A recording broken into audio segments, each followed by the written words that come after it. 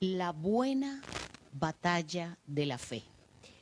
Mas tú, oh hombre de Dios, huye de estas cosas y sigue la justicia, la piedad, la fe, el amor, la paciencia, la mansedumbre.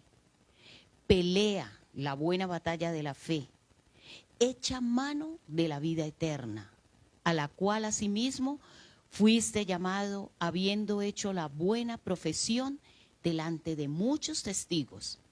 Te mando delante de Dios, que da vida a todas las cosas, y de Jesucristo, que dio testimonio de la buena profesión delante de Poncio Pilato, que guardes el mandamiento sin mácula ni reprensión hasta la aparición de nuestro Señor Jesucristo, la cual a su tiempo mostrará el bienaventurado y solo soberano Rey de reyes y Señor de señores, el único que tiene inmortalidad, que habita en luz inaccesible, a quien ninguno de los hombres ha visto ni puede ver, al cual sea la honra y el imperio sempiterno.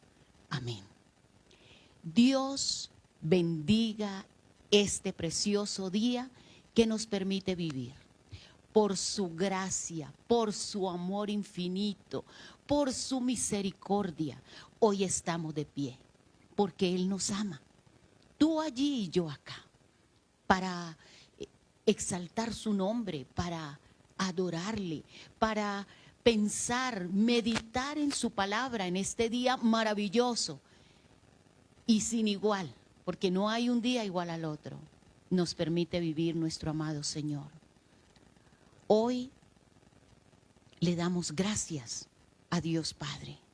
Gracias por permitir que su Hijo Jesucristo viniese a este mundo, muriese por nosotros. La palabra dice que Él no puso objeción alguna, que Él fue como un cordero allá a la cruz del Calvario, sin pronunciar una palabra, porque dentro de Él estaba el amor del Padre por cada uno de nosotros, por ti y por mí. Hoy es un día especial, hoy es un día que hemos decidido recordar en estos momentos y en todo este servicio el sacrificio de nuestro Señor Jesucristo en la cruz, porque Él es maravilloso, Él es precioso, Él es un Dios inigualable. Hoy bendecimos y alabamos su nombre. Precioso es Él. Él es el Dios de los imposibles. Él es el Dios sobrenatural que nos ama con amor eterno. Sobrenatural, eres Dios sin igual, dueño del cielo y mar, sobrenatural.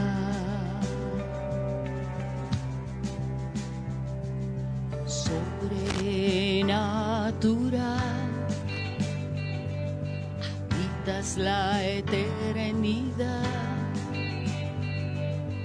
eres el manantial sobrenatural.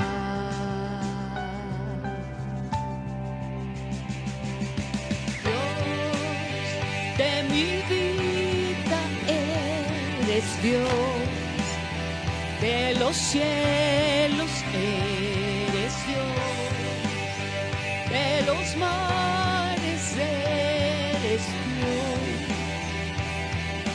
sobrenatural, de la tierra eres Dios, mi sustento eres Dios, siempre eterno eres Dios,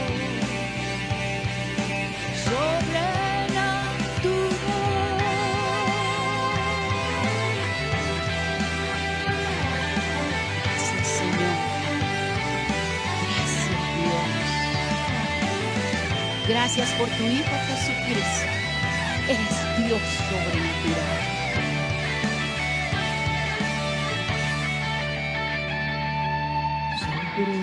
Sobrenatural, el Dios sin igual, dueño del cielo y mar, sobrenatural, sobrenatural, sobrenatural, sobrenatural.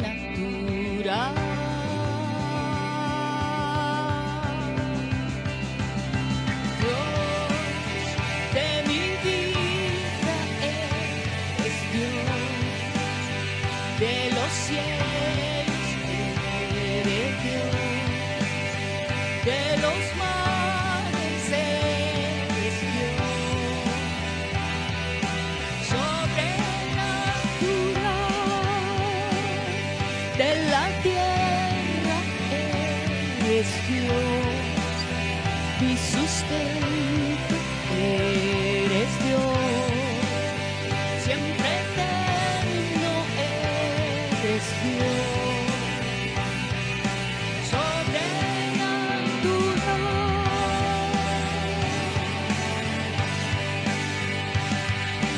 sobrenatural,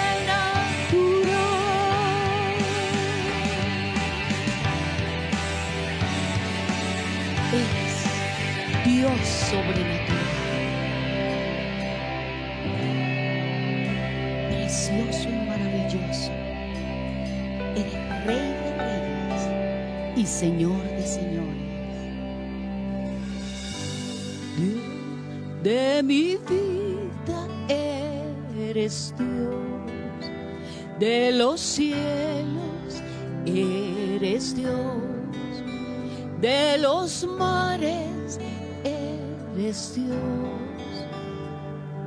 sobrenatural, de la tierra eres Dios, mi sustento eres Dios, siempre eterno eres Dios, sobrenatural.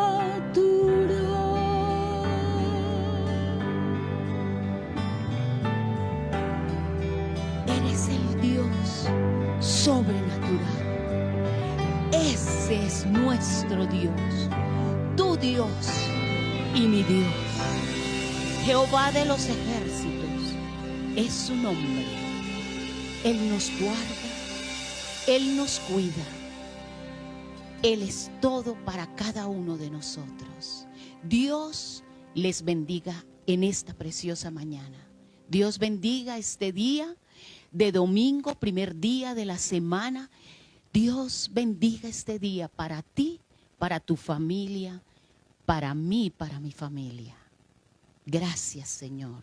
Amén y amén. Gloria a Dios, gloria a Dios, gloria a Dios. Qué bueno.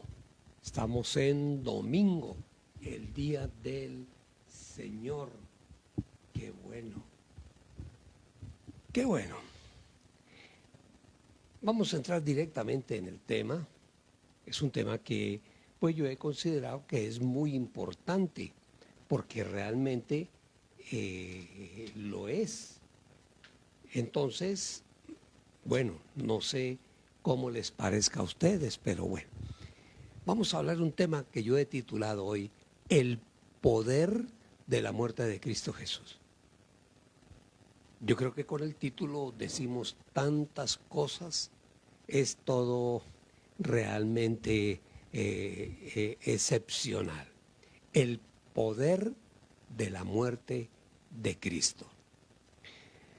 Vamos a abrir nuestra Biblia en el libro de Isaías, capítulo 53, Isaías 53, y leemos del versículo 4 en adelante. Dice así: esta es una porción profética del profeta Isaías para el tiempo de la venida del Señor Jesús. Dice, ciertamente llevó Él nuestras enfermedades y sufrió nuestros dolores. Y nosotros le tuvimos por azotado, por herido de Dios y abatido. Versículo 5. Mas Él herido fue por nuestras rebeliones, molido por nuestros pecados. El castigo de nuestra paz fue sobre Él, y por su llaga fuimos nosotros curados. Versículo 6. Todos nosotros nos descarriamos como ovejas, cada cual se apartó por su camino, mas Jehová el Señor nuestro Dios cargó en él el pecado de todos nosotros. Angustiado él y afligido, no abrió su boca. Como cordero fue llevado al matadero, y como oveja delante de sus trasquiladores, enmudeció y no abrió su boca. Hay algo que nosotros, como creyentes en Cristo Jesús, debemos tener muy claro y muy en cuenta. Es el hecho de que estamos en una guerra espiritual, en un conflicto espiritual.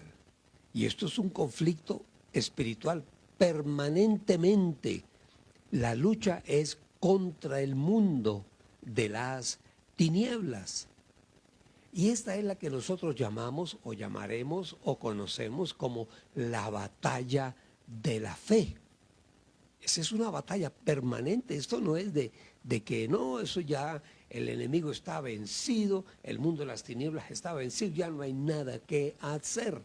No, mis amados, no. El enemigo está todavía presente en este mundo, no ha sido confinado a los infiernos al final de los tiempos, pero todavía está aquí, y esa batalla que nosotros libramos contra el mundo de las tinieblas, esa es nuestra batalla hasta el día que el Señor nos llame a su presencia. O sea, esto es algo muy serio y algo que debemos tener nosotros muy claro. Y tengamos la plena certeza, la plena seguridad de que el enemigo no descansa. No descansa. Él está permanentemente, día y noche. Permanentemente, día y noche, buscando a ver cómo destruirnos. Y nosotros debemos estar conscientes. Mire, y la palabra tiene, Pablo habla de eso, habla de la armadura de la fe. Es como si nos estuviera diciendo a todos nosotros, ustedes son soldados de Cristo. Y eso somos, mis amados. No lo olvidemos, cada uno de nosotros, hombres y mujeres, jóvenes que ya entienden, cada uno de nosotros es un soldado de Cristo y peleamos en una guerra. Estamos en una batalla permanente, una guerra espiritual. Y esa guerra la tenemos que librar hasta el día que el Señor venga y mande por cada uno de nosotros. De pronto el Señor viene antes de que nos muramos y nos lleve a todos, se lleve su iglesia. Entonces, ¿contra qué luchamos nosotros? Eso debemos tenerlo muy claro. Nosotros libramos diariamente y a cada momento batallas ¿contra qué? Piénsalo un instante, ¿contra qué libramos batallas? Libramos batallas contra deseos pecaminosos desde nuestro interior. ¿Por qué caminamos en medio de la concupiscencia. Y de eso no nos podemos librar hasta el día que el Señor se acuerde de nosotros y nos lleve, o que el Señor venga. Está en nosotros, nuestra carne es débil. Eso nunca lo olvidemos. No creamos de que porque ya somos cristianos y hicimos la oración de fe, entonces ya somos invencibles. No, no, mis amados, no somos invencibles. Estamos permanentemente expuestos. Estamos expuestos permanentemente a los ataques del enemigo. Él está ahí. ¿Usted cree que Él se ha dado por vencido? No, mis amados, Él no se ha dado por vencido, porque por decirlo de alguna forma, el alimento espiritual del mundo de las tinieblas somos nosotros. Dice que la palabra es muy gráfica, dice que el enemigo anda alrededor nuestro, permanentemente anda a nuestro alrededor, dice la Escritura, buscando a quién devorar. O sea, esto es una guerra permanente. Eso es una guerra permanente, y a veces esa guerra, para colmo, nuestra humanidad está sujeta a muchas cosas. La misma humanidad nuestra, nuestro mismo cuerpo, nos quiere llevar hacia la concupiscencia, hacia el mal, hacia los sentidos, a los pensamientos, en fin. De cierta manera casi podríamos decir que peleamos una batalla aún contra nosotros mismos. Es correcto, esa es la primera batalla que nosotros estamos lidiando. Además, tenemos que guerrear y pelear contra podríamos llamar los placeres impíos que tiene el mundo frente a nosotros. Esto es una batalla, mis amados. Si tú eres un soldado o una soldado, entonces esto no nos podemos acostar y decir, no, yo ya estoy libre de todo pecado. No, estoy por encima del bien y del mal. No, no, mis amados, libramos una batalla. Y tienes toda la razón, libramos una batalla dentro de nosotros contra nuestra propia concupiscencia, porque ahí está todavía, no de que somos seres humanos y estamos vivos. Entonces la lucha es contra nuestra concupiscencia, pero también sobre el pecado que viene de fuera, las tentaciones que vienen de fuera, la concupiscencia del mundo a nuestro alrededor. Bueno, es una pelea sin lugar a dudas que podríamos llamar casi que una pelea desigual, porque la pelea nuestra es contra Satanás y contra el mundo de las tinieblas, contra todas las fuerzas de las tinieblas. Pero, gracias a Dios, gracias al Señor, Él nos ayuda, Él está atento, pendiente de cada uno de nosotros, nos guarda, nos cuida, nos enseña, nos previene, nos fortalece, nos ayuda, nos da, nos suple, Dios proveedor, el Dios que nos cuida, que nos ama, en fin, el Señor está pendiente de nosotros. Pero nosotros debemos tener mucho cuidado, pero muchísimo cuidado. Nadie puede decir, no, yo ya estoy por encima del bien y del mal. Mentiras. Nadie está por encima. Nadie. Estamos todavía sujetos a pasiones. Pablo lo decía. Nosotros somos personas, seres humanos sujetos a pasiones. Entonces, debemos tener mucho, mucho cuidado. El enemigo viene con toda la artillería. se viene con toda contra nosotros. Pero nosotros tenemos poder de Cristo en nuestras vidas. ¿Y saben una cosa? ¿De dónde surge el poder de Cristo en nosotros? De la muerte en la cruz.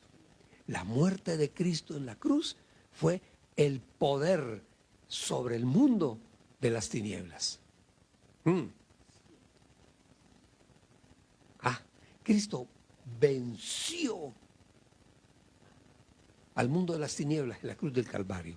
Mientras nosotros caminemos con el Señor Jesús, nos aferremos a la cruz del Calvario, el Señor es nuestra fortaleza, Él es el que nos guarda, nos cuida, nos lleva, nos trae, nos aconseja, nos enseña, nos motiva.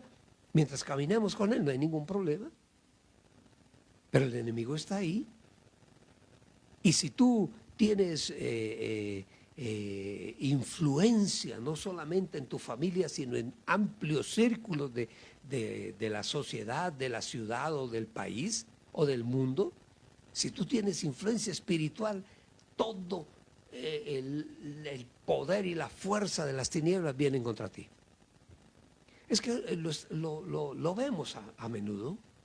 Muchos grandes hombres y mujeres de Dios que vemos a través de los medios de comunicación, la televisión, en fin, el internet, muchos de ellos en algún momento han caído.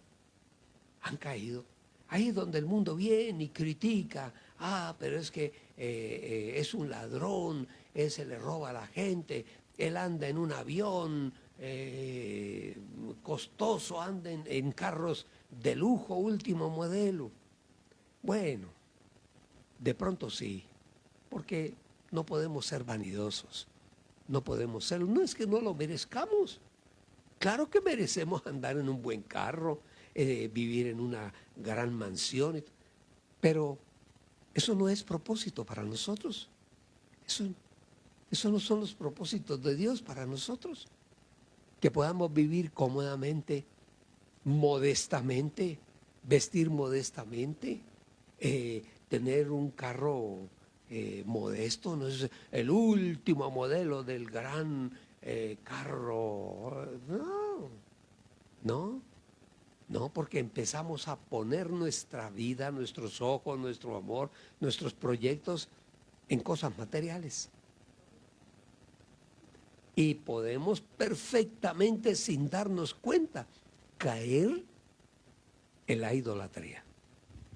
Eso es gravísimo, mis amados. Entonces, que el Señor nos bendice con la bendición que el Señor nos da a través de su iglesia, como nosotros como pastores, como líderes. Nosotros ayudamos a otras personas, que lo que el Señor nos da nos ayude para ayudar a otros. Qué bonito. Yo no sé cuántas iglesias tiene el Centro Cristiano ya en el mundo entero. No sé, son miles y están fuera del país también. Pero es una iglesia que tiene objetivos claros. Es una iglesia que destina ciertas cantidades de ingresos para ayudar a los demás, para hacer lugares de residencias para ancianos, para niños, para mujeres violentadas, en fin. Es que el evangelio corre no solamente a través de los discursos en un púlpito. El evangelio también corre cuando nosotros nos involucramos con la sociedad a ayudar, a dar de lo que el Señor nos ha dado a nosotros. Y si el Señor nos llega a bendecir con una cantidad de ingresos, eso no es para darnos la gran vida, no, es para ayudar a otros. Y en la medida en que ayudamos a otros, eso es como dijéramos, como lo expresara. Eso entra la bendición del Señor a nuestras manos, la compartimos con los demás y cada vez entra más para compartir más a los demás. Y el Señor lo dice, en lo poco fuiste fiel. En lo poco que tenías, compartías con los demás, ahora te voy a dar más para que compartas mucho más. En lo poco fuiste fiel, en lo mucho te pondré. Y vamos aprendiendo, mis amados. Y en la medida en que hagamos todo eso, estamos librando batallas contra el mundo de las tinieblas. ¿Mm? Entonces, el poder de la muerte de Cristo, o sea, la muerte de Cristo generó un poder espiritual en todos y en cada uno de nosotros. Entonces, el poder de la muerte de Cristo tiene varias características. En primer lugar, nos aproxima. El poder de la muerte de Cristo nos aproxima al Señor. Oh, pastor, ¿verdad? Bueno, vamos a la carta de Pablo a los Efesios, capítulo 2, versículo 12. Dice así: en aquel tiempo estaban sin Cristo, alejados de la ciudadanía de Israel y ajenos. Él le está escribiendo a la iglesia en Éfeso. Acuérdense ustedes que Éfeso era una ciudad tremenda.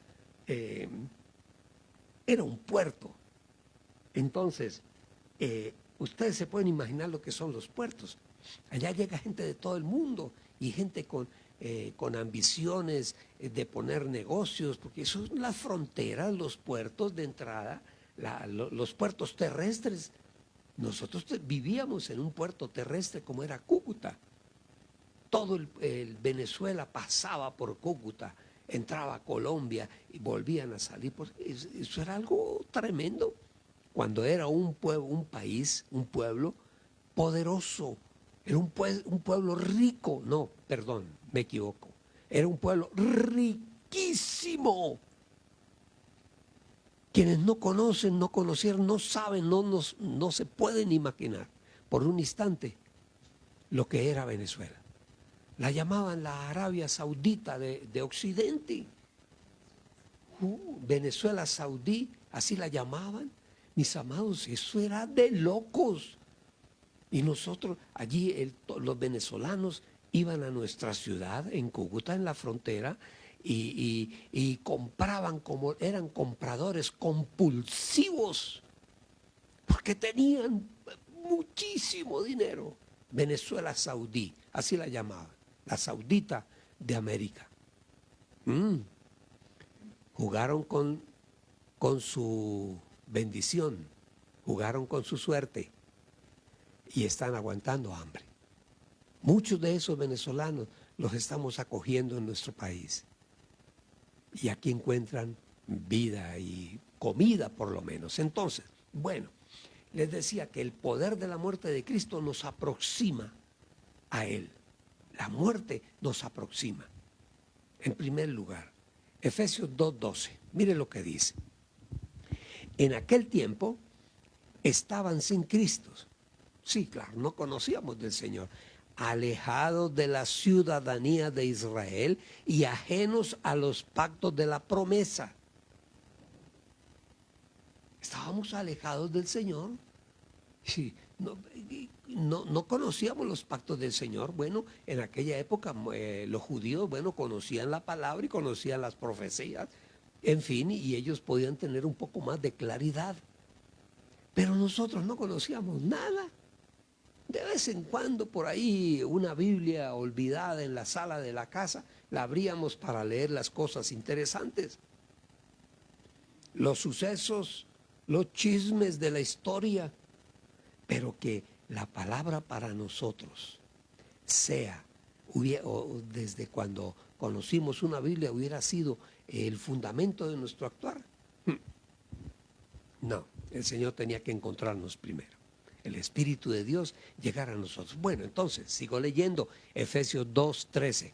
Pero, bueno, dice que antes sin Cristo estábamos alejados, no éramos ciudadanos del reino de Dios, pero ahora, versículo 13, en Cristo Jesús, ustedes que en otro tiempo estaban lejos, ahora han sido hechos cercanos por la sangre de Cristo. ¿Desde cuándo se separó el hombre de Dios? ¿Desde cuándo? ¿Ustedes qué opinan?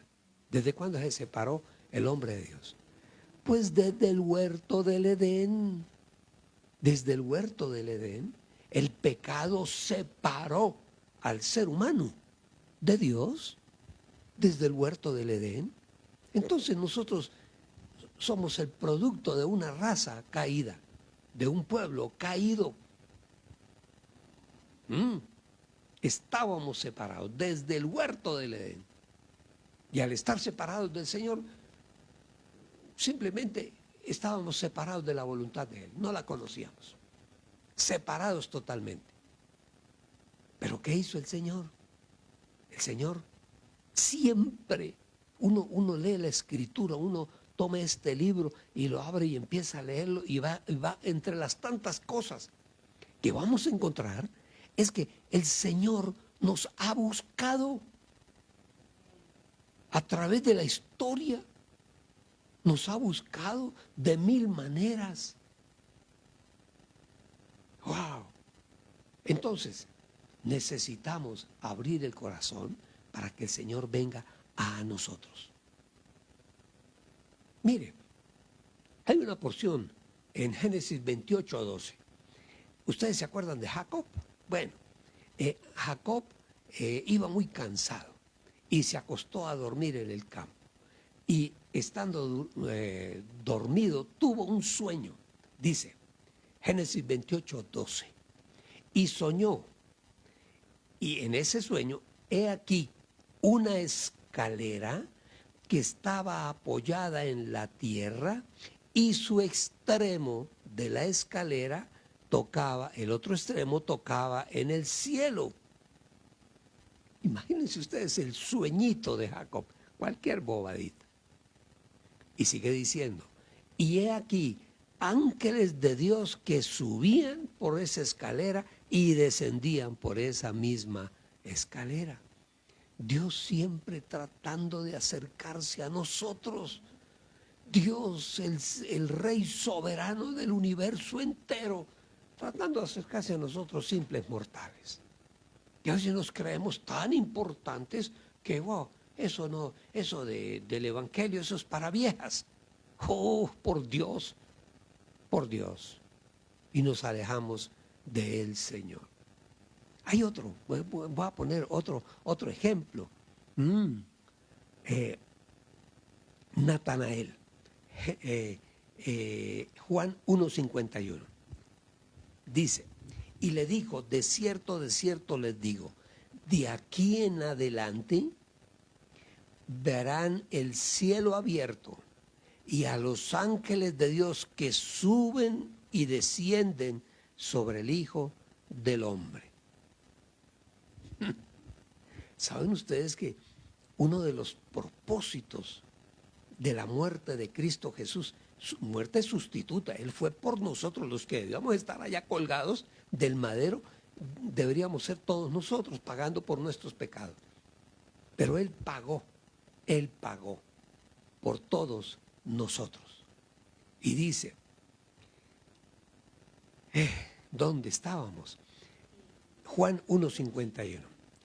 Y le dijo, de cierto les digo, de aquí en adelante verán el cielo abierto y a los ángeles de Dios que suben y descienden sobre el Hijo del Hombre. ¡Wow! ¿Saben ustedes?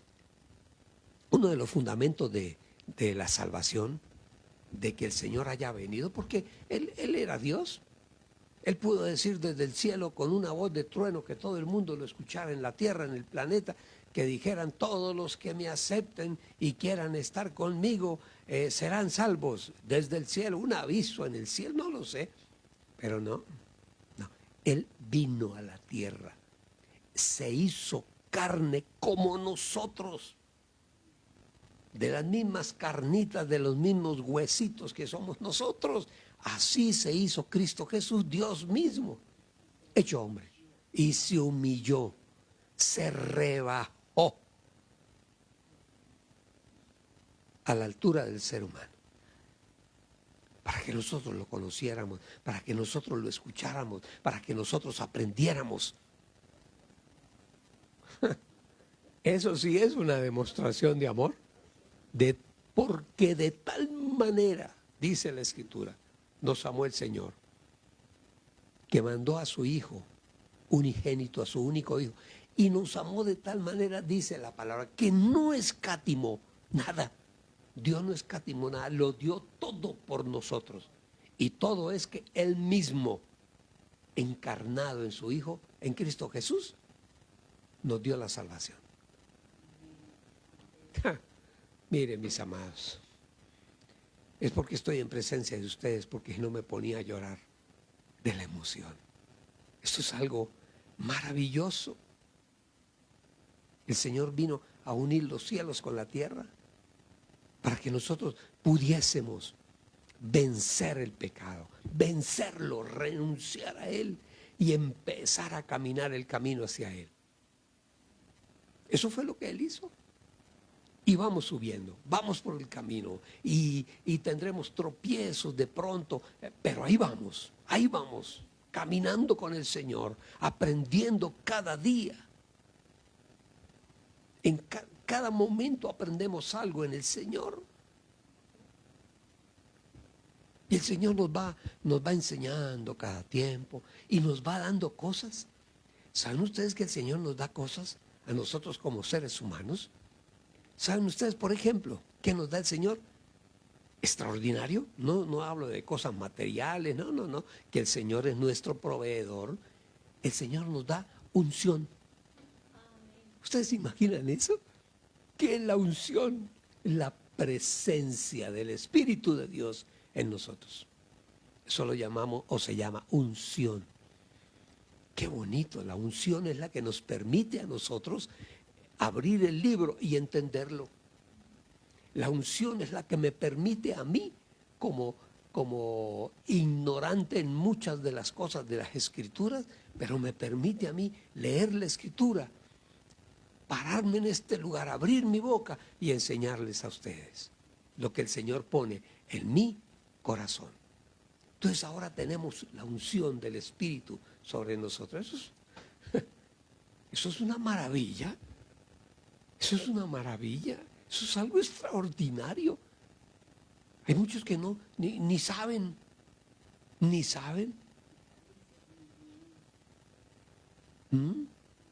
Esa unción es la que nos da el discernimiento de la palabra. Hay gente que dice, no, pero es que yo leo la palabra y no entiendo ni papa.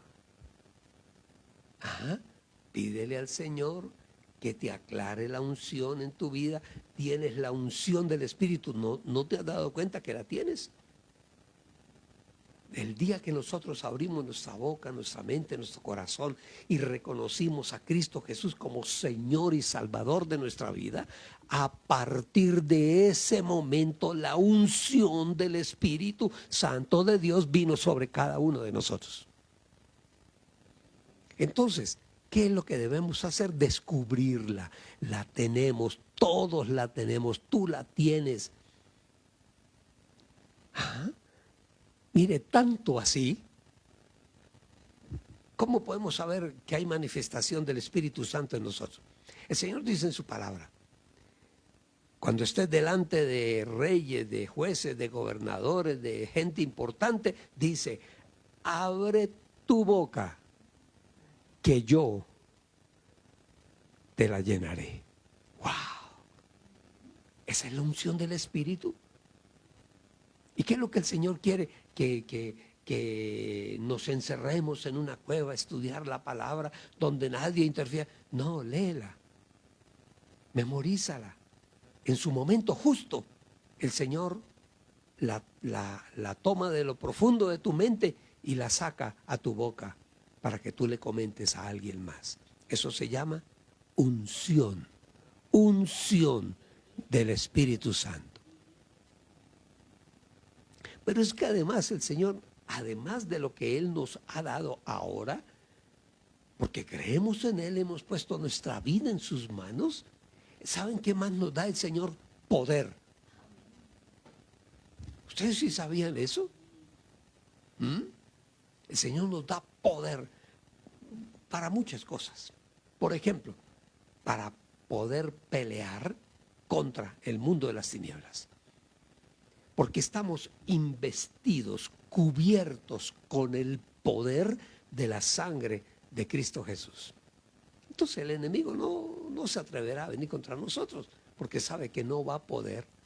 Y cada día nos fortalecemos más, cada día aprendemos más de la palabra, cada día nos empoderamos mucho más. Y cada día la espada que tenemos en nuestras manos, la espada del Señor, cada día esa espada la sabemos manejar mejor. Y no importa la guerra que tengamos que enfrentar, la espada del Señor, la espada de la palabra del Señor nos ayuda a pelear batallas contra el mundo de las tinieblas. Porque el Señor nos ha formado o nos está formando como guerreros. La presencia del Señor en nosotros. En segundo lugar, el poder de la muerte de Cristo nos perdona. Él fue a la cruz y en la cruz del Calvario Él fue crucificado o se dio a sí mismo, se dio su vida para que fuera sacrificada ignominiosamente en la cruz del Calvario. ¿Saben para qué? Para que nosotros fuésemos delante de la justicia de Dios, fuésemos perdonados. ¡Wow! ¡Wow! Eso es algo extraordinario. El Señor nos justifica. Fuimos justificados, declarados justos. El día que abrimos nuestra bocota, confesamos a Cristo Jesús como Señor de nuestra vida, le pedimos perdón y pusimos nuestra vida en sus manos. A partir de ese momento fuimos perdonados, fuimos justificados en el cielo. El enemigo nos quiere acusar y el enemigo te acusa a ti también. A veces viene contra nosotros y usted y le mete en la cabeza a la gente. Es como un consejero malo ahí hablando, pero usted no es tan bueno como cree. ¿Qué va? Usted es un pecador todavía. Acuérdese lo que usted hacía con fulanito, con fulanita, a dónde iban, a dónde venían, y él está ahí acusando. La palabra dice que él es el acusador. Pero nosotros ya fuimos perdonados. Eso es como un antisocial que es tomado por la justicia y sentenciado a tantos años de cárcel, pero al cabo del tiempo, 5 años, 10 años, lo que sea, sale de allí. Cuando él sale de allí, ya no es un delincuente ante la ley, ya quedó libre del pecado que había cometido. Se le perdonó el pecado, el mismo delincuente pagó con su propia vida, ya metido en esa cárcel, pagó. Con nosotros no. Nosotros fuimos perdonados. El pecado nuestro, además de haber sido perdonado en el cielo, es olvidado. El Señor dice que nunca más se acordará de nuestros pecados. Hay gente que le gusta volver a sacarlos de por allá del cajón de la basura, vuelve y saca los pecados. No, el Señor ya nos perdonó. El enemigo viene a recordarnos, usted nada se la venga a dar de tan bueno, usted no es ni tan santo, es que ahora es santo. ¿Qué va? Usted es un mentiroso, un adúltero, un ladrón, usted es esto, y nos vuelve a acusar, ese es el acusador. Es que sí, el enemigo viene, porque usted no se acuerda cuando con fulanita, con fulanito, con sutanito, con perencejo, usted hacía eso. Eso es el enemigo. Nos está acusando permanentemente, pero el Señor ya nos perdonó. Pedimos perdón un día por todos los pecados que hemos cometido desde cuando tuvimos conocimiento de nosotros mismos, conciencia, fuimos justificados y el Señor nos declaró justificados. Le escuchaba a un predicador, dice que hay 2 libros, bíblicamente hablando. Uno que es el libro de la vida y el otro que es el libro de las obras. Y decía, no recuerdo ahorita exactamente el predicador, decía que Dios coge de ese libro y ahí donde están escritos los pecados, Dios arranca esa hoja. ¿Y sabe qué hace Dios con esa hoja? Mire, la destruye. Eso ya no existe. Y la bota a la basura. Y ahora el enemigo viene a recordar, la gente viene a recordar, no, tú ya no eres. Ya alguien pagó el precio por todos y cada uno de nosotros. Y ahí en el libro de la vida hay borrado, hay todo lo malo que hicimos borrado. ¿Saben que hay un borrador poderoso espiritualmente? Y borra todo en el libro de nuestra vida. Está todo borrado, los pecados. ¿Sabe cómo se llama ese borrador? La sangre de Cristo Jesús. ¡Wow! Es como un químico poderoso que borra, disuelve toda esa tinta sucia y la página vuelve y queda limpia en blanco. ¿Qué más? ¿Qué más hace el poder de la muerte de Cristo en nosotros?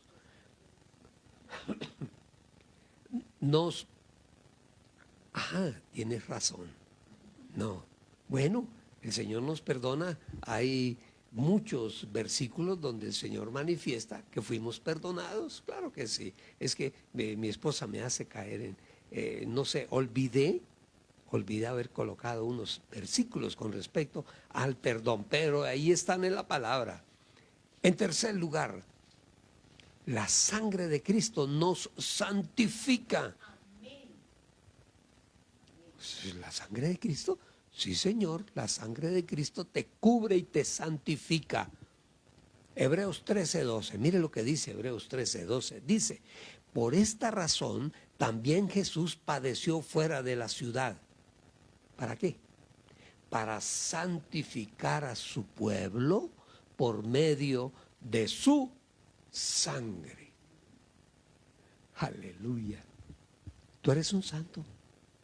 Ay, pastor, no, seguimos siendo seres humanos y tenemos defectos todavía. Estamos en ese proceso, pero delante de Dios ya fuimos perdonados. Y el que es perdonado se le llama santo. Santo no es ese muñeco que están ahí en las iglesias, ay, récele al San fulano. No, eso no, esos son ídolos. Ídolos les pueden llamar, estatuas les pueden llamar de mil formas, pero son ídolos. Y el que se arrodilla delante de esos ídolos es un idólatra. Mire, la sangre de Cristo nos santifica a nosotros. Y ahí lo dice. Él murió para santificar a su pueblo. Por medio de su sangre nos santifica. Y Dios Padre, esto es algo que es muy importante saberlo. Dios Padre nos ve a nosotros a través de su Hijo. Y somos declarados y presentados delante del Señor como santos. No, pastor, pues no, yo no soy tan santo, yo por ahí a veces tengo mis momentos de mal carácter. Sí, seguimos siendo seres humanos. El hecho de haber recibido al Señor Jesús en nuestro corazón, haber pedido perdón por todos nuestros pecados y que abrimos el corazón para que el Espíritu Santo de Dios viniera a nosotros y nos ayudara en el proceso a salir adelante, eso no quiere decir que ya flotamos en el aire, no. Estamos todavía atados y sujetos a nuestra humanidad. Pero nuestra fortaleza no viene de nosotros, la fortaleza, la que tenemos, esa fuerza viene de Cristo Jesús. El poder de la sangre de Cristo Jesús. Entonces, Dios Padre nos ve a través de su Hijo, de Cristo Jesús. Porque ya fuimos declarados y presentados como santos delante del Señor. Es que santo no, tenemos una idea equivocada de santos. ¿Por qué nos llaman santo? Es que es santo, teníamos la idea de que era el muñeco ese allá de la iglesia, esa estatua, a ese San Fulano, San Sutano, San Perencejo, San no sé qué. No, esos son ídolos. Los santos somos nosotros. Ay, pastor, ahora se las viene a dar de santo. Es que santo quiere decir separado para. Y nosotros fuimos separados para Cristo Jesús. El día que abrimos la boca y confesamos a Cristo Jesús como Señor de nuestras vidas, caminamos con el poder del Espíritu Santo, aprendemos todos los días, nos fortalecemos más cada día, nos estamos separando cada día más, nos vamos alejando de las cosas del mundo. Y todo aquel que se va separando de las cosas del mundo, que está en ese trabajo, en esa brega, ese se le llama un santo. No, no es el que ya está canonizado. No, santos somos aquellos que luchamos todos los días contra nosotros, aún contra nosotros mismos, para poder llegar a la estatura del varón perfecto. Ese es el santo. Aleluya. En cuarto lugar, estamos hablando del poder de la sangre de Cristo. El poder de la sangre de Cristo nos da la paz. El poder de la muerte de Cristo nos da la paz. Ay, santo Dios. Y nos da una paz con Dios. Y nos da la paz de Dios. Eso es lo que hace en nosotros el poder de la muerte de Cristo Jesús en la cruz del Calvario. La paz con Dios y la paz de Dios. Alguien decía, cuando yo tengo la paz con Dios, puedo tener en mí la paz de Dios. Para tener la segunda, yo debo tener la primera. Para que tú tengas en tu ser interior la paz de Dios, necesitas la paz con Dios. Ponte a paz con el Señor, ponte a paz con Él. ¿Por qué? Porque por el pecado, por la maldad, nosotros nos convertimos en contrarios. Algunos utilizan la palabra enemigos de Dios. No, para uno ser enemigo es como si uno dijera, no, es que yo soy enemigo de ese luchador que mide como 3 metros de altura y no me podrá gustar, pero para si soy enemigo de él, no hay comparación, no hay comparación. Para tener la paz de Dios tenemos que estar a paz con Dios. El pecado nos separó, porque el pecado es contrario a Dios. Entonces, hay gente que camina en el pecado y aún muchos que han llegado a conocer del Señor, peor todavía. Yo diría que por decir algo, voy a poner un ejemplo que de pronto no sé si me cuadre.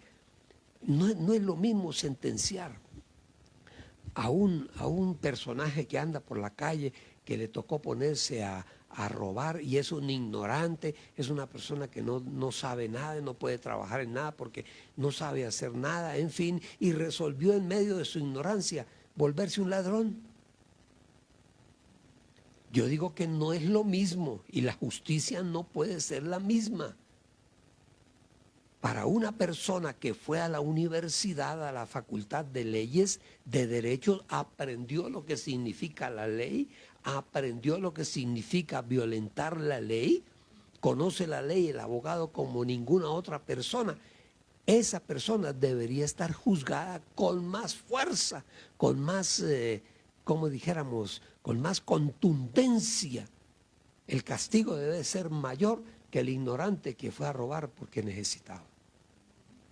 No justifica, pero el abogado conoce la ley. Él sabe lo que es la ley, tiene conocimiento de causa. En fin, cuando nosotros nos acercamos a Cristo, a partir de ese momento, nosotros tenemos paz con Dios. Y cuando tenemos la paz con Dios, podemos tener la paz de Dios. ¿Cómo te parece? En quinto lugar, el poder de la sangre de Cristo en nosotros nos da alegría. Pastor, pero ¿cómo dice usted eso? Si la muerte ignominiosa del Señor en la cruz del Calvario, eso produce tristeza y dolor. Sí, a Él le produjo tristeza y dolor, porque estaba llevando el pecado de toda la humanidad, de todos los seres humanos, los que estaban vivos y aún de los que están naciendo aún todavía. El Señor pagó en la cruz del Calvario. Pero el nosotros tener y saber lo que significa el poder de Cristo en nosotros, la muerte de Cristo para nosotros nos da esa alegría. Bueno, cuando uno ve las películas en Semana Santa, uno le da, ay, pobrecito, pesar y todo. Bueno, ya hoy en día ya no vemos esas películas, muy poco, muy poco. Pero ya sabemos qué fue lo que pasó. Pero el hecho de que ahora sabemos y reconocemos de que eso tenía que suceder. Mire, cuando yo era un niñito, un jovencito, tendría yo que unos 5 años, 6 años, algo así. Mi padre me llevó una vez en una Semana Santa a cine a ver la película del Mártir del Calvario. Bueno, eso a mí me conmovió. Y yo salí de ese teatro triste. ¿Pero por qué lo mataron? Le preguntaba yo a mi papá, ¿pero por qué lo mataron? Si era un hombre bueno. Al siguiente año, yo quería ir otra vez a ver la película en Semana Santa. Y esa película me la vi yo, no sé, como 5, 6 veces, 7 veces, el Mártir del Calvario. A la siguiente Semana Santa yo fui con mi padre al teatro. Y yo entré al teatro con una expectativa de que este año a él no lo iban a matar en la cruz. Y vi la película y lo volvieron a matar en la película. Pero en fin, era un niño.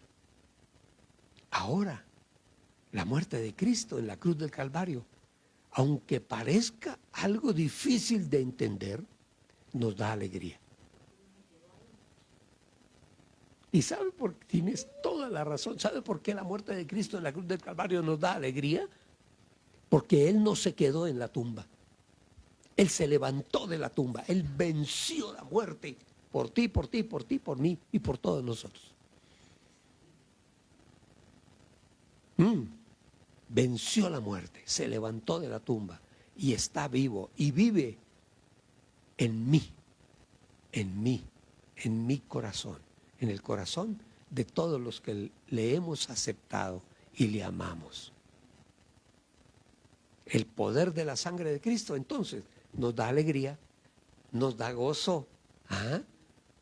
Segunda de Corintios 2:2, mire lo que dice, porque si yo les provoco tristeza, ¿quién será el que me alegre sino a aquel a quien yo provoqué tristeza? ¿Quién me va a alegrar? Según lo que está diciendo Pablo. El Señor. Yo le provoqué tristeza a Él. Él fue a la cruz del Calvario por mí. Fue por ti, por mí, por todos nosotros. Nosotros fuimos los que provocamos la muerte de Él en la cruz. Somos culpables. Allá deberíamos estar todos y cada uno de nosotros colgados. Nosotros provocamos la muerte del Señor. Él allí en la cruz del Calvario, Él llevó todos nuestros pecados y con su muerte sustituta, porque Él era un cordero limpio, sin mancha y sin pecado. Pero allí en la cruz del Calvario se convirtió en el pecador más grande que haya podido existir en toda la humanidad. Se convirtió porque allí en la cruz del Calvario Él llevó el pecado de todos los seres humanos hasta el día de hoy y el día que Él venga por su iglesia. Es el mayor pecador que haya podido existir en ese momento. Allí pagó con su muerte por los pecados de todos y cada uno de nosotros sin merecerlo.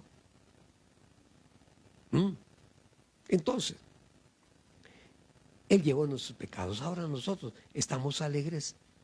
Eso quiere decir, mis amados, que el creyente tiene que ser una persona alegre. Tiene que estar contento, no tiene por qué estar amargado, ni tristón, ni envidioso. No. Estamos alegres. ¿Ah? Porque alguien pagó el pecado ya, los nuestros pecados que cometimos, que no éramos ningunas mansas palomas.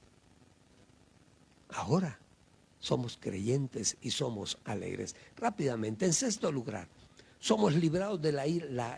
La sangre de Cristo en la cruz del Calvario nos libra a nosotros de la ira del Dios grande y poderoso, la ira presente y de la ira futura. ¿Por qué? Porque dice la palabra en Juan 3:36, dice, el que cree en el Hijo, nosotros creemos en el Hijo, en Cristo Jesús, tendrá vida o tiene vida eterna. Pero el que no obedece al Hijo no verá la vida, sino que la ira de Dios permanecerá sobre él. Eso no es cuando se muera, no, ya la ira de Dios está sobre él. El que no obedece al Hijo. Esa es la ira presente y la ira futura. Apocalipsis 6:16 dice, y decían a las montañas y a las peñas, caigan sobre nosotros y ocúltenos de la presencia del que está sentado en el trono y de la ira del Cordero, porque ha llegado el gran día de su ira, ¿y quién podrá mantenerse de pie? Esa es la ira futura. Somos librados. Apocalipsis 6:16. En séptimo lugar, rápidamente, tendremos victoria. El poder de la sangre de Cristo en nosotros nos da la victoria. Ustedes se acuerdan de Moisés. Él tenía en su mano una vara. Ese era el poder en ese momento. Pero el poder no era la vara. La vara representaba el poder de Dios en las manos de Moisés. Cuando Moisés alzaba la vara y golpeaba la peña, de la peña salía agua. Levantó la vara y el mar se abrió. Pero no era Moisés, ni era la vara en sí como vara, como un pedazo de madera. Era lo que la vara representaba, el poder del Señor. Primera de Juan 4:4. Mire lo que dice, para que vayamos sabiendo quiénes somos tú y yo, todos nosotros, los creyentes, cristianos creyentes. Pero ustedes son hijos de Dios. Eso no lo olvidemos, somos hijos de Dios. Y los han vencido a ellos, a los malos, porque mayor es el que está en ustedes, en nosotros, que el que está en el mundo. El que está con nosotros es mayor. ¿Por qué? Porque en la cruz del Calvario el enemigo fue vencido. El Señor lo dijo, Juan 16:33, dice, les he hablado estas cosas para que en mí tengan paz. En el mundo ustedes van a tener aflicción, pero no se preocupen, anímense, porque yo he vencido al mundo. El Señor Cristo Jesús venció al mundo. Sigamos adelante. En octavo lugar, el poder de la sangre de Cristo nos sana a nosotros, nos sana. Primera de Pedro 2:24, dice, quien llevó él mismo nuestros pecados en su cuerpo sobre el madero, para que nosotros, estando muertos a los pecados, vivamos a la justicia, y por cuya herida fuimos nosotros sanados. La sangre de Cristo sana nuestras dolencias del cuerpo, claro que sí, y sana nuestras dolencias del alma. ¿Cómo? Perdonando nuestros pecados. Y eso lo dijo el profeta Isaías, años atrás. Él, ciertamente, Él llevó nuestras enfermedades, dice el profeta Isaías, capítulo 53, 4. Dice, Él llevó nuestras enfermedades y sufrió nuestros dolores. No había ni nacido todavía, pero ya el profeta estaba hablando de lo que Él haría en las vidas nuestras.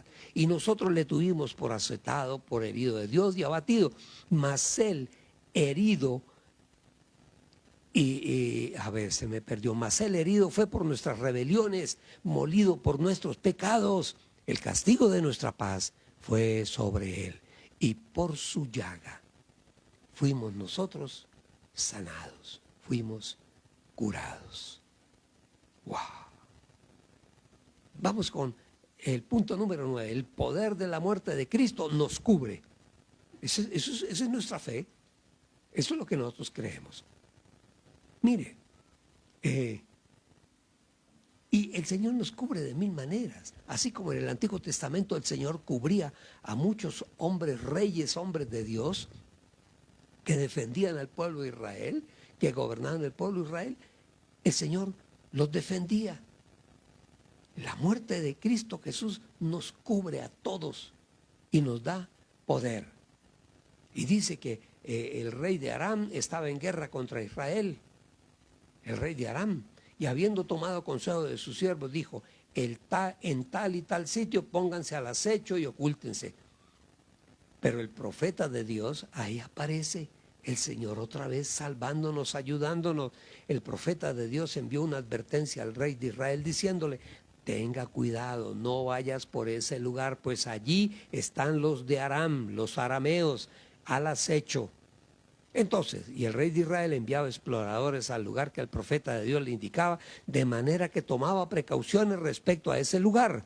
Y esto no una, sino dos veces. Entonces el rey de Aram se perturbó y llamó a sus consejeros y les dice, ustedes no me pueden informar quién de nosotros es el que nos está traicionando, que cuando hablamos algo aquí en privado, el rey de Israel lo sabe y o nos sale por otro lado o nos están esperando, en fin, alguien aquí entre nosotros es un traidor. ¿Y qué le dijeron? Estoy leyendo 2 de Reyes 6, 12. Y uno de sus siervos respondió diciendo, ninguno de nosotros, Señor, ha estado allí, sino que Eliseo, está hablando del profeta Eliseo, el profeta que tienen en Israel, él informa al rey de Israel lo que tú planeas allá en tu recámara, en tu habitación, allá. Él sabe lo que tú estás haciendo. Aleluya. El profeta del pueblo de Dios, Eliseo. Dejémoslo ahí, dejémoslo ahí. El Señor camina con nosotros. No somos extraños ante Él, somos hijos. Dice la palabra que cuando nosotros aceptamos a Cristo Jesús como Señor y Salvador de nuestras vidas, a partir de ese momento somos declarados en el mundo espiritual, en el cielo. Tú y yo y todos nosotros que creemos en Cristo Jesús somos declarados hijos de Dios. Y como hijos de un rey tenemos derechos y tenemos ejércitos que nos defienden, ejércitos que están protegiéndonos permanentemente. Bendito y alabado sea el nombre del Señor. Dejémoslo ahí. Vamos a orar. Vamos a orar. Padre bueno, Señor amado, en el precioso y poderoso nombre de Cristo Jesús hemos venido hoy delante de ti. Y primeramente, Señor, para exaltar tu nombre, reconocerte como nuestro único y sabio Dios, nuestro único Señor, nuestro único Dios, no hay nadie fuera de ti. En primer lugar, te reconocemos como nuestro Dios y Señor. En segundo lugar, Señor, para darte gracias por todos tus amores y tus bondades, por ayudarnos, defendernos, sacarnos adelante, permitirnos, Señor, caminar cada día con paso más firme, cada día. Gracias te damos, Dios, por tus amores, por tus bondades para con nosotros. Son muchas, todos los días vemos tu mano. Te vemos a ti, Señor, caminando delante nuestro. Nosotros te seguimos. Tú envías tus ángeles para que abran caminos, para que podamos transitar por ellos. Gracias te damos, Señor, en este día. Cúbrenos hoy con el poder de la sangre de Cristo para que el mundo de las tinieblas, nuestros enemigos, no se atrevan contra nosotros. Gracias te damos, Señor, en el nombre de Jesús. Amén, amén y amén. Bueno, disculpen un poco enredado lo que hablamos hoy, pero es algo importante, es algo interesantísimo. Entonces, hoy es día para nosotros, es día de cena. Vamos a celebrar la Santa Cena. Les avisamos en el curso de la semana que pasó para que ahí en tu casa tú estuvieras listo. Tú, varón, y si no tienes, si no hay hombre en la casa, no hay esposo, tú, mujer, eres la sacerdote de toda la familia. Entonces, toma el jugo de la vid, el jugo de la uva y un pan, y reúne tu familia y vamos a tomar la cena. La tomamos como una forma de significar y recordar al Señor. La palabra dice, Él dice en su palabra en la última cena, dice, y hagan esto acordándose de mí y acordando que un día yo dije que volvería y el Señor vuelve, porque el Señor cubre su palabra, su palabra. Entonces, en aquella época, la época después de que Cristo partió al cielo, el pueblo cristiano, el pueblo creyente recibió de parte del Señor la orden de conmemorar ese evento, la cena, lo que nosotros conocemos como la cena del Señor. Entonces, el Señor le dice a Pablo, le dice, en 1 Corintios 11, 23 dice, está hablando Pablo, y dice, porque yo recibí del Señor lo que también yo les he enseñado, que el Señor Jesús, la noche que fue entregado, tomó pan común y corriente, tomó pan en sus manos, y dice que lo partió, y dijo, tomen, coman, esto es mi cuerpo, que por todos ustedes es partido. Hagan esto en memoria de mí. Amado Señor, nuestro Dios, nuestro Padre, gracias, mi Jesús, por ir a la cruz del Calvario en nuestro lugar. Allí deberíamos estar cada uno de nosotros pagando por nuestros propios pecados. Pero tú lo hiciste en tu infinito amor por cada uno de nosotros.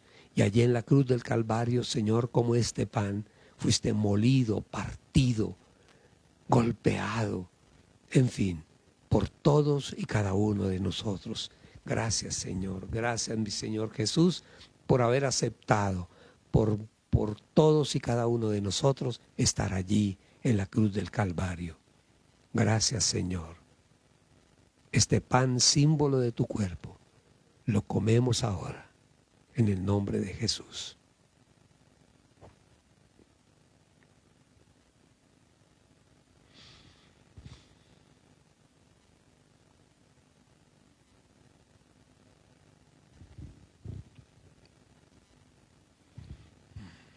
Te damos gracias, Señor,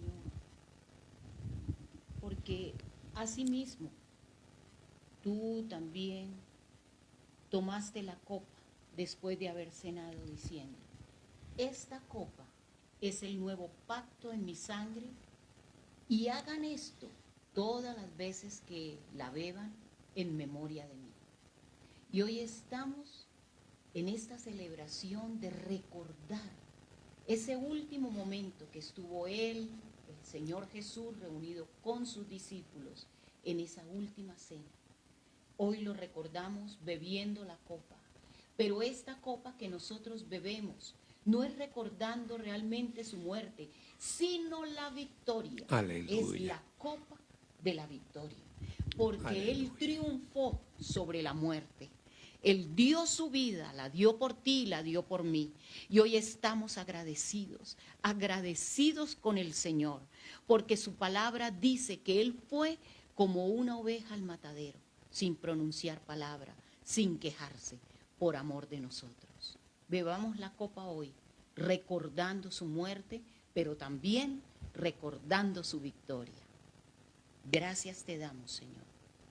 Amén.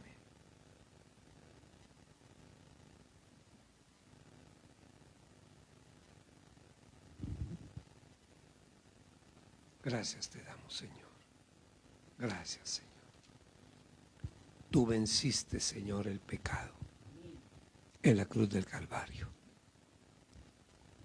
Venciste allí en la cruz y te damos gracias, Señor. Ese fue la mayor demostración de amor en toda la historia de la humanidad. La mayor historia de amor.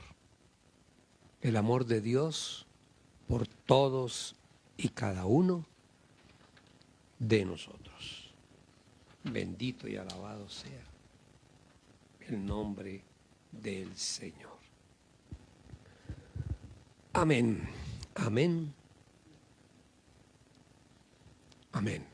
Bueno, qué bueno haber estado todos en familia.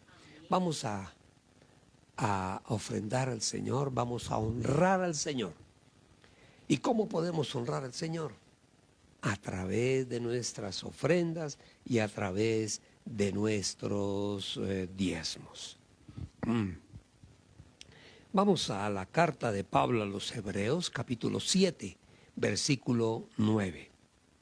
Dice así: y por decirlo así, en Abraham, ¿ustedes se acuerdan de la historia de Abraham? Dice que él volvía de una guerra y pasó por un lugar de una batalla defendiendo al sobrino.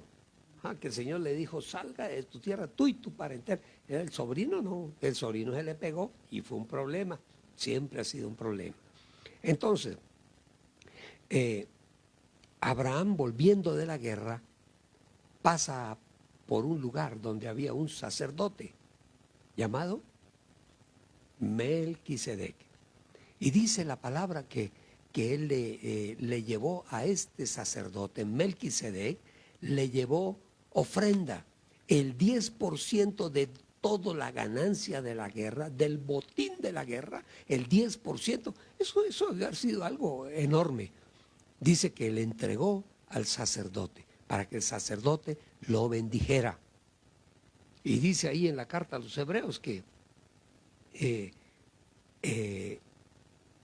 todavía no existía el sacerdocio levítico. Leví no había nacido.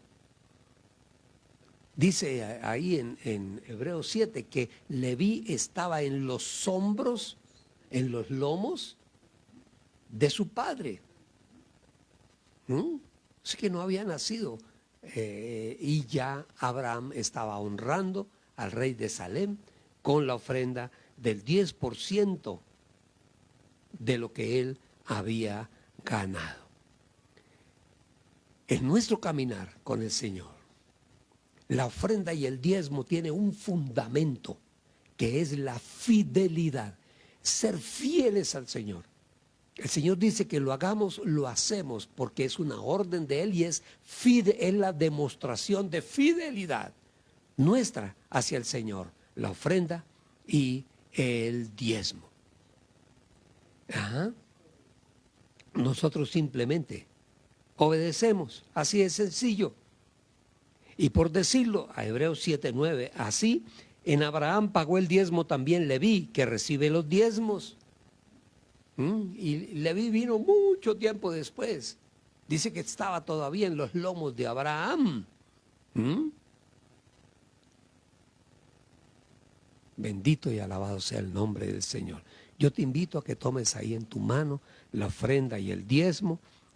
Hazlo, que sea una costumbre, porque eso nos permite a nosotros, primero, recibir bendición de parte de Dios. En segundo lugar, aprender a manejar lo que el Señor nos ha dado. Y en tercer lugar, aprender a ahorrar, aunque no parezca. Cuando pagamos el diezmo estamos haciendo un ahorro, aunque no lo parezca. No, pero pastor, la plata sale de mí, va hacia la iglesia, hacia el pastor. Sí, pero eso es, en el reino de Dios es un ahorro. Y allá tenemos la cuenta. Qué bueno cuando lleguemos delante del Señor, que el Señor pregunte, bueno, ¿cómo estamos de cuentas? Y uno puede decirle, Señor, bien puede, mire mi saldo, ahí está mi cuenta. Te honramos, te alabamos, te adoramos, como solo tú lo mereces. Entonces, mis amados, en nosotros tiene que ser una forma de vida, la ofrenda y el diezmo. Uno de los como dijéramos, de los actos de fe significativos y que causan la prosperidad en el pueblo de Israel, es el diezmo. Es el diezmo. Es un pueblo fiel. Ellos saben y tienen divididos sus ingresos porcentualmente. Y el 10% de sus ingresos van para el sacerdote. Entonces, ¿quiénes somos nosotros para ponernos a cuestionar la palabra del Señor? Vamos a orar. Padre bueno, Señor amado, gracias te damos porque tú nos bendices con tu palabra, tú nos bendices con la presencia de tu Espíritu, tú nos bendices, Señor, con un trabajo, tú nos bendices, Padre bueno, con el alimento todos los días en la mesa. Señor, 3 veces al día hay alimento sobre la mesa. Gracias te damos, Señor, gracias, Padre bueno, en tu amor y en tu misericordia eres nuestro proveedor. Gracias te damos, Dios. Tomamos de lo que ya tú nos has dado y lo colocamos delante de ti, de tu presencia, Señor. Gracias, Padre bueno, sabiendo que allí en el cielo tú tomas esa ofrenda, Señor, para construcción de tu iglesia aquí en la tierra. Gracias te damos, Señor, en el nombre de Jesús. Amén, amén. Mis amados, Dios les bendiga hoy grande y ricamente. Esta semana que empieza hoy empieza la semana, hoy es el primer día de la semana. Hoy bendecimos toda la semana. Desde hoy lunes hasta el sábado, bendecimos toda la semana y la bendecimos con el poder, la bendición, la prosperidad que viene de nuestro amado Señor Dios y Padre. Que tengan un domingo bonito, todos en la casa, la familia, es el día de la familia, no lo olvidemos. Además, en esta semana nos volvemos a ver todos los días, 8 de la mañana, de 8 a 8 y media, en nuestro devocional diario. Y déjenme decirles algo, el Señor les bendiga hoy, grande y ricamente, y bendiga la semana que empieza hoy. Dios les bendiga, Dios les guarde.